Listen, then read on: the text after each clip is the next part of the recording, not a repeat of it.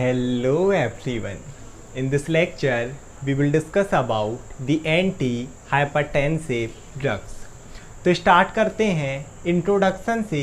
जैसे वर्ड ही self explanatory है, means खुद को एक्सप्लेन कर रहा। पहली चीज़ है एंटी। एंटी का मतलब हमने देखा हमेशा ऑपोजिट। इसके अलावा हाइपरटेंसिव ड्रग्स तो अपन पढ़ते आ रहे हैं कि यूजली एक ऐसा सब्सटेंस जो हम ट्रीटमेंट पर्पस के लिए यूज़ कर रहे हैं, फॉर थेरेपेटिक पर्पस, कि हमें एक डिसीज़ से रिलीफ देगा या डायग्नोसिस के लिए या प्रिवेंशन के लिए। और इसको देखो हाइपरटेंशन, हाइपर मतलब ज़्यादा और टेंशन बीपी का ज़्यादा हो जाना, इंक्रीज इन ब्लड प्रेशर, उसे हम बोलते हैं हाइपरटेंशन।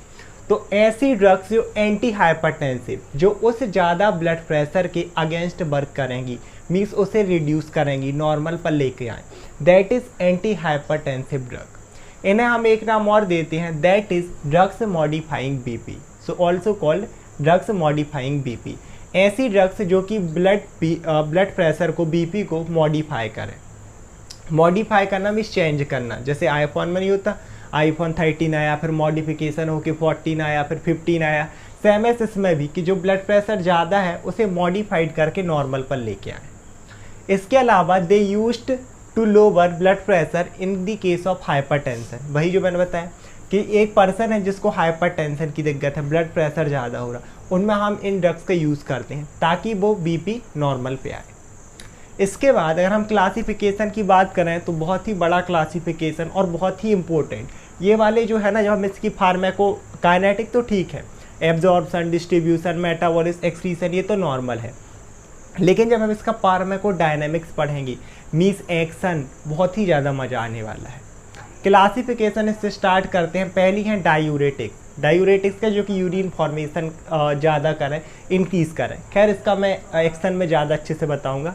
इसके अंदर अगर हम देखें तो इसके अंदर क्या क्या आएंगी, इंडेपामाइड है, अमीलोराइड है।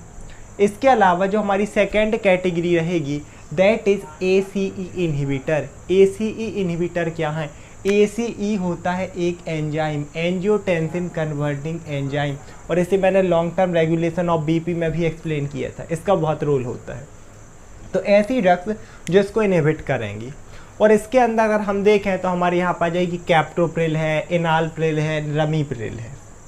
जो हमारी थर्ड कैटेगरी है दैट इज़ एंजियोटेंसिन ब्लॉकर। ये किसको ब्लॉकर करेंगी? एंजियोटेंसिन को।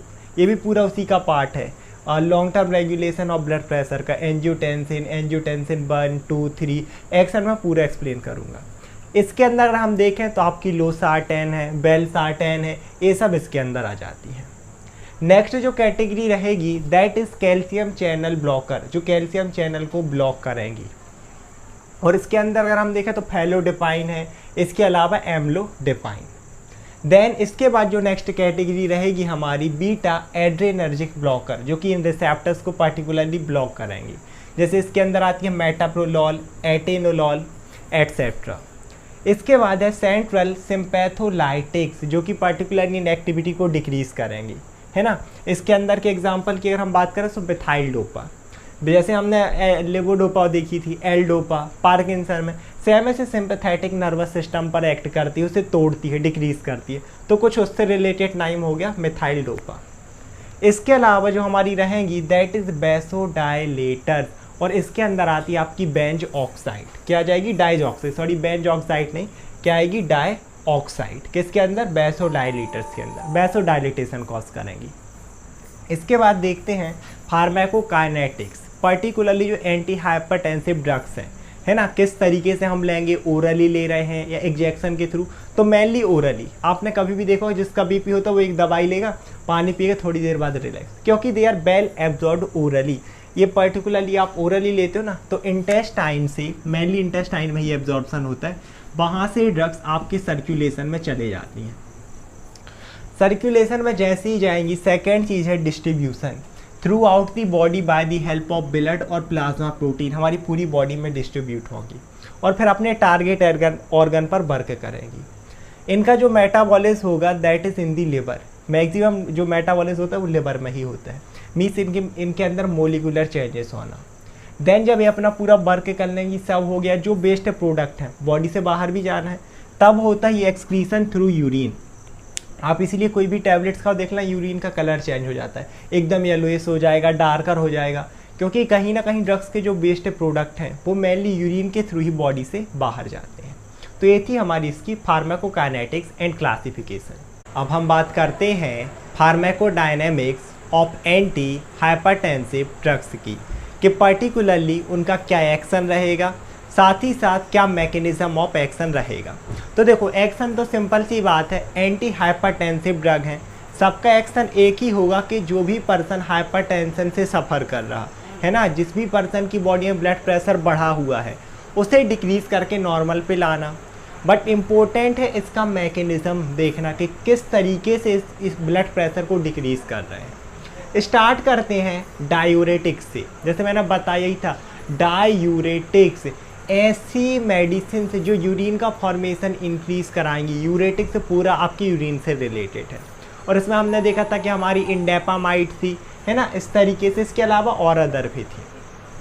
अब क्या करेगा, जैसे भी कोई पर्सन इंडेपामाइड लेगा या फिर और कोई डायूरेटिक्स लेगा, वो जैसे ही बॉडी में जाएगी it increase the urine formation, हमारी बॉडी में यूरिन फॉर्मेशन की प्रोसेस को इंक्रीज़ करेगी। जैसे यूरिन का फॉर्मेशन इंक्रीज़ हुआ, सिंपल सी बात, उतनी बात पर्सन यूराइनेशन करेगा, है ना, मिक्सचुरेशन इंक्रीज़ होगा, तो क्या होगा, वाटर भी बॉडी के बाहर जाएगा, साथ ही साथ उनके साथ जो इलेक्ट्रोलाइट्स हैं मेनली सोडियम वो भी बॉडी के बाहर जाएंगे, क्योंकि यूरिन अब बॉडी के बाहर जाती जा रही। यूरिन में मोस्टली तो वाटर ही प्रेजेंट है। वाटर वॉल्यूम मीन्स वाटर ही बनाता है ECF, एक्स्ट्रा सेल्यूलर फ्लूइड, ऐसा फ्लूइड जो सेल के बाहर प्रेजेंट हो वो डिक्रीज हो जाएगा। और ECF is directly proportional to blood volume, क्योंकि ECF में भी है वाटर, 90% से ज़्यादा वाटर ही है, हम बोल सकते हैं 99%, या आप 90 लेके चलो। सेम एज जो ब्लड रहता है, ब्लड में भी 91 से 92% वाटर ही है। तो क्योंकि ECF decrease, water volume decrease, blood volume also decrease, और ब्लड वॉल्यूम होता है डायरेक्टली प्रोपोर्शनल ब्लड प्रेशर के। अगर इंक्रीज होता तो BP इंक्रीज, लेकिन यहाँ ब्लड वॉल्यूम डिक्रीज हुआ है, मतलब ब्लड प्रेशर भी डिक्रीज हो जाएगा। डिक्रीज मतलब ये नहीं कि कम हो गया, नॉर्मल पे आएगा जो हाइपर था। इसके बाद जो सेकेंड है that is ACE inhibitor, angiotensin converting enzyme. देखो मैंने रीनल सिस्टम में ये चीज़ें एक्सप्लेन की हैं ब्लड प्रेशर के रेगुलेशन में, लिंक डिस्क्रिप्शन में दे दूंगा। एक्चुअल में होता क्या है, ये पूरा सिस्टम होता है ना, आप इसे रीनल सिस्टम भी बोल सकते हो, क्योंकि रीनल किडनी का या फिर जस्टा ग्लोमेरुलस अपरेटस का बहुत रोल रहता है, रेनिन सीक्रेट करती है आपकी किडनी। फिर होता क्या है, जो ACE रहता है ये कन्वर्ट करता है एंजियोटेंसिन 1 को, मैं शॉर्ट में लिख रहा हूँ, एंजियोटेंसिन 1 को एंजियोटेंसिन 2 में कन्वर्ट करता है। और एंजियोटेंसिन 2 क्या करता है, इस तरीके से ब्लड प्रेशर को बढ़ाता है। कैसे, वैसोकंस्ट्रिक्शन कॉज करेगा। वैसोकंस्ट्रिक्शन जैसे ही कॉज होगा, वैसोकंस्ट्रिक्शन का मतलब है कि अगर ब्लड वेसल का डायमीटर ज़्यादा था उसे कम करना इस तरीके से। और ये जो कंस्ट्रिक्शन होता है, जो डायमीटर है ना, इनवर्सली प्रोपोर्शनल होता है। अगर ये वैसोकंस्ट्रिक्शन हो जाता तो BP इंक्रीज होता, डायमीटर कम मतलब BP इंक्रीज, इनवर्सली प्रोपोर्शनल। इसीलिए ये क्या करता है, पर्टिकुलरली ये जो ड्रग्स हैं ACE इनहिबिटर इस एंजाइम को इनहिबिट कर देंगी। यहाँ पर ACE जो रहेगा ना, इसे इनहिबिट कर देंगी। अब जो आपका एंजियोटेंसिन 1 है वो 2 में कन्वर्ट नहीं होगा, या होगा भी तो बहुत डिक्रीज अमाउंट में। So decrease angiotensin 1 conversion into angiotensin 2। और क्योंकि अब ये डिक्रीज से हो ही नहीं रहा, आपका कंस्ट्रिक्शन नहीं होगा, मतलब ब्लड वेसल में डायलिटेशन ही रहेगा, डायमीटर जितना ज़्यादा ब्लड प्रेशर उतना कम, तो यहाँ पर भी BP आपका नॉर्मल आ जाएगा। इसके बाद जो थर्ड एक्शन रहेगा that is action of angiotensin blocker. तो एंजियोटेंसिन ब्लॉकर तो समझ गए होंगे कि यही जो आपका एंजियोटेंसिन 2 है, मेनली ये ब्लड प्रेशर को इंक्रीज़ करता है वैसोकंस्ट्रिक्शन कॉज करके। इसके एक्शन को ही इनहिबिट कर दें अगर हम, तो ये वैसोकंस्ट्रिक्शन कर नहीं पाएगा, ब्लड का होगा डायलिटेशन, डायमीटर इनवर्सली प्रोपोर्शनल, जितना ज़्यादा डायमीटर BP उतना कम। ये सारे ब्लड प्रेशर के फैक्टर, ये मैंने पूरा BP ब्लड प्रेशर फिजियोलॉजी में बहुत डिटेल में पढ़ाया है, लिंक मैं डिस्क्रिप्शन में दे दूंगा अगर आप देखना चाहें कि क्या है प्रेशर, कितने फैक्टर हैं, कितने टाइप का है, क्या रेगुलेशन है, शॉर्ट टर्म लॉन्ग टर्म, सारी चीज़ें।